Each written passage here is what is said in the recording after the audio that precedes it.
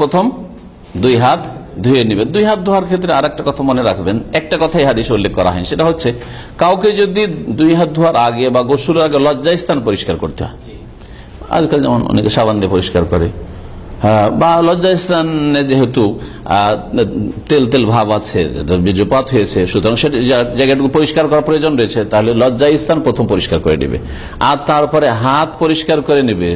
যদি সাবানের ব্যবস্থা না থাকে মাটিতে ঘষা দিয়ে হাত পরিষ্কার করে নেবে, তারপর হাত ধুয়ে নেবে, তারপরে গোসল করবে, তারপর উজু করবে, তারপরে গোসল করবে, যাতে করে উজুটা নষ্ট না হয়। উজু করার পরে যদি লজ্জাস্থানে হাত যায় তাহলে উজু নষ্ট হয়ে যাবে, যদিও বিষয় ইখতিলাফ রয়েছে, কিন্তু এই ক্ষেত্রে বুসরা বিনতে সাফওয়ান রাদিয়াল্লাহু তাআলা আনহার সহিহ হাদিস হয়েছে, মান মাসসা যাকারাহু ফালিয়াতাওয়াদ্দা, কেউ যদি লজ্জাস্থান স্পর্শ করে তাহলে যেন ওযু করে নেয়।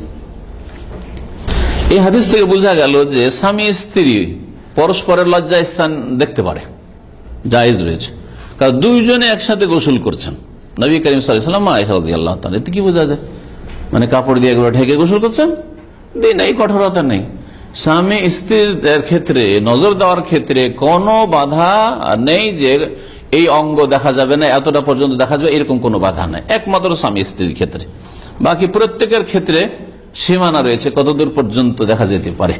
জি, আপন ছেলে হইলেও, নাবালক হইলেও, এই ক্ষেত্রে জি হ্যাঁ, এসব বিধিবিধান রয়েছে। 8 প্রকারের নজরের কথা এই ভাষ্যকারী বুলুগুল মারামের সারহায় উল্লেখ করেছেন, কিতাবুন নেকার ব্যাখ্যাতে আছে। তো আমাদের সময়ের স্বল্পতার কারণে গত কয়েক সপ্তাহ আগে ওই বিষয়গুলি কাছাকাছি এসেছিল, ওই যে পাত্রী দেখার ক্ষেত্রে, কিন্তু বিষয়টি উল্লেখ করা হয়নি। কিন্তু ইঙ্গিতে শুধু বললাম যে 8 প্রকারের নজর, আর প্রত্যেকটির বিধান আলাদা আলাদা। তার মধ্যে স্বামী স্ত্রীর মাঝে দেখার ক্ষেত্রে মাথা থেকে পা পর্যন্ত কোনো অঙ্গের ক্ষেত্রে বাধা নিষেধ নেই। আর যেসব জাল কথা বয়ান করে একেবারে মওযু হাদিস, হ্যাঁ মওযু হাদিস কি, হ্যাঁ চোখ নষ্ট হয়ে যায়, চোখ নষ্ট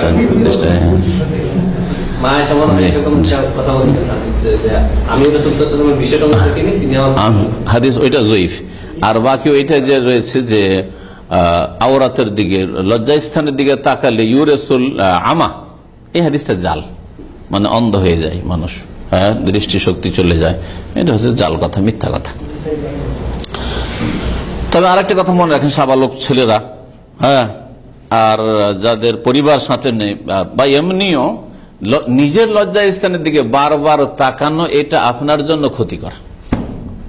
এটা স্বাস্থ্যগত কথা মনে রাখেন, শরীয়তগত বলছি না। বারবার বারবার তাকানো ক্ষতিকর, চারিত্রিক দিক থেকে ক্ষতিকর। হ্যাঁ, ফিজিক্যাল মানে দৈহিক না, চারিত্রিক দিক থেকে।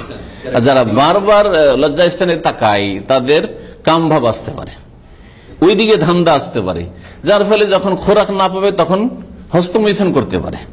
যে এইসব কথা ওলামারা উল্লেখ করেছেন, যেগুলি একজন যুবককে জেনে থাকা উচিত। কারণ যুবক তো বুঝে না যে ওকে হয়তো মজাই লাগে, সাবালক হয়েছে তো মজাই লাগা হয়তো বারবারই করতে, কিন্তু ওটা যে তার চরিত্র নষ্ট করে, আর হস্তমৈথুনের কারণে তার শরীরও নষ্ট হয়, চরিত্র নষ্ট হয় আর শরীর নষ্ট হয়।